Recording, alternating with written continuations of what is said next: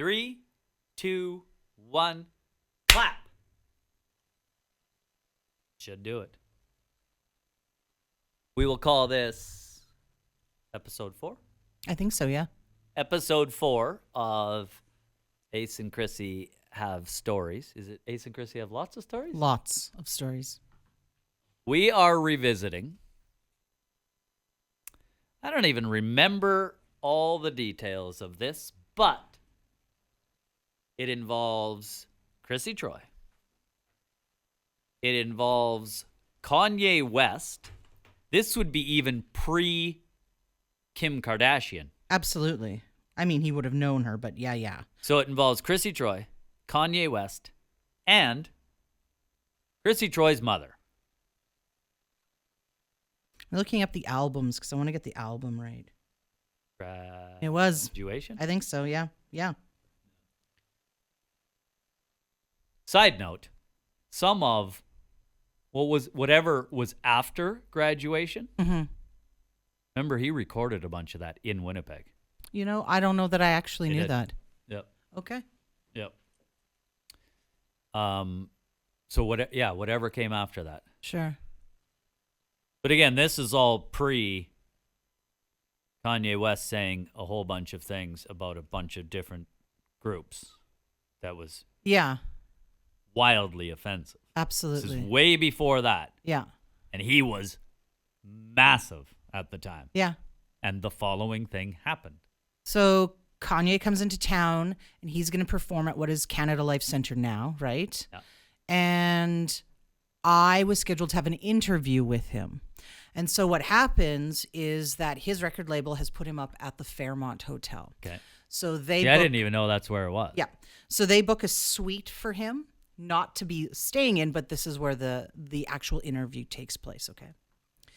And so I am pretty nervous going into it because I have to come back with something for us to share on the radio the next day. He's going to be performing that next evening. And so I worked really hard, right? Like, let's talk about his album because I'm sure he'll want to do that. Let's talk about Chicago. Let's talk about the similarities between Winnipeg and Chicago. Like, I mean, I spend a lot of time on this. And so I'm sitting in the suite waiting for him. I'm sitting on the couch and in walks Kanye West, okay? And so Kanye was eating an apple. Okay. So he sat down beside me in sort of a very chill kind of stance or whatever, and he's eating his apple. And I have a recorder and a microphone with me. I'm not the only one. He's going to do a bunch of other press afterward too. Like he's probably going to do some stuff for CTV as well. And so I'm really pumped to see him, right? And I start asking him about graduation, and he's not really talking. Like almost standoffish. Not standoffish, but sort of just meh, right? And so I can see that he's not into this, right? So his mom worked really hard, Donda West, to get some schools going in Chicago for less fortunate students. I know he loves his mom. So I'm like, let's talk about your mom and what she's been doing in Chicago with education for students. And he looks at me, he's like, well, you'd have to ask my mom about that. And I was like, okay. And as he's talking to me, he's just rolling pieces of apple in his mouth. Like he's just real lazy and he just doesn't want to be there, right? So I'm talking about Chicago and how cool Chicago is. I'm trying to, like I said, figure out ways to connect Winnipeg and Chicago, right? Because architecture's similar. All of this stuff, he doesn't want any of it. So everything is a dud at this point. Is a dud. Okay. I am so sad. I've tried it all. Yeah. It's over in my head. Like my brain's like, Chrissy, it's done. You're done. You've tried it all. Walk out. Take the L. Go. Move on. Exactly. Live to fight another day. So now I have taken on his energy, which is very meh and a bit sad, actually. Okay. So before I even came to the studio, not the studio, but to the suite, okay? So before I even arrived at the hotel, for whatever reason, I went into the basement, into the freezer, and I picked up... At home, at my place, I picked up a bag of pierogies that my mom would have sent with me, right? So a bag of frozen pierogies. And I put them in a gift bag. It was a peach-colored gift bag. And I don't know why I did it. I thought, I'm just going to bring it. So before he even entered the suite, and I was in that suite by myself, I brought that bag with me and I stuck it around the corner, right? Because the suite's got a living room, a kind of kitchen area, a washroom, blah, blah, blah. So now this interview has gone very poorly, and I realize that he just has no interest in talking to me. So I get up, I gather my stuff, and I'm about to leave, and I said to him, I said, oh, hey, I have something for you. And that's how I said it to him, like, I'm sad. Yeah. I said, oh, hey, I have something for you. And he's like, what is it? And now he's curious, right? And I go around the corner and I pull out this gift bag and I said, I brought you some of my mom's pierogies. And he's like, pierogies? He's like, what is that? I said, well, they're dumplings, like they're dough dumplings, and they have a filling inside them and you boil them. And he's like, if you make them, he's like, I'll have them. He's like, if you ask the kitchen to make them. I said, okay. And so I started turning to the door to go ask the kitchen. And so remember, at this point, this is when my hair was like really bright red, right? Yeah. So yeah.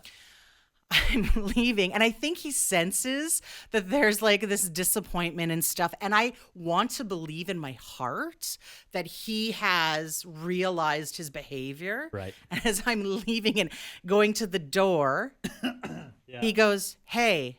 And I go, yeah. And I turn back. He's like, I really like your hair. And I said, oh, thanks. Like, I was just so over it. I was like, thanks.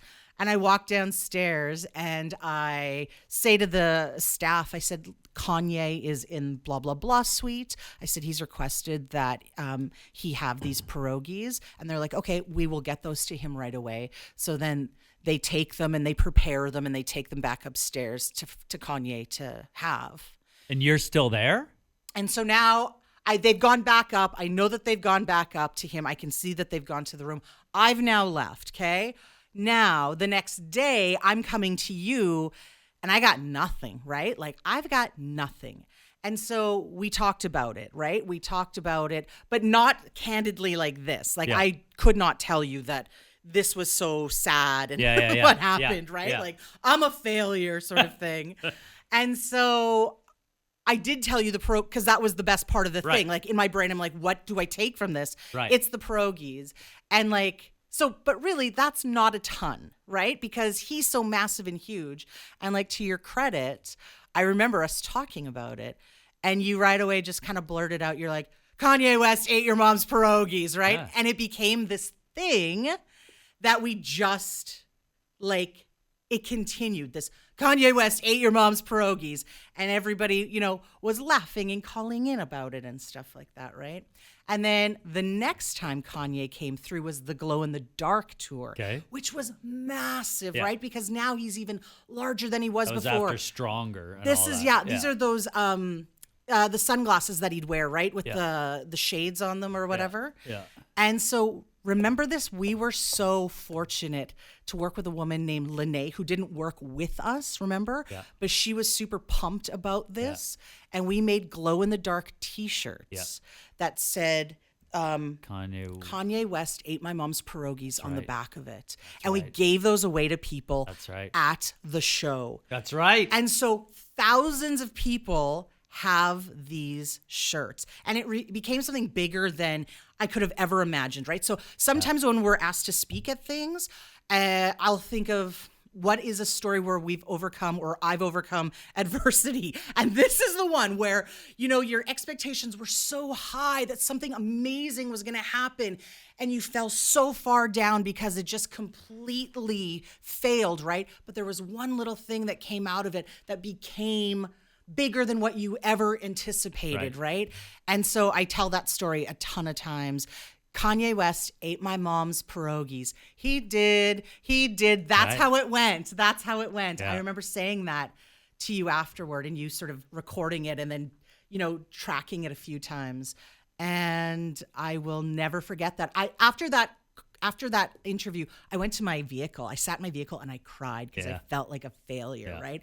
I just couldn't believe I'd blown it. Yeah. And in the end, like, it's interesting because it kind of tracks with his personality to begin with, right? He's either super hot or he's super cold, right?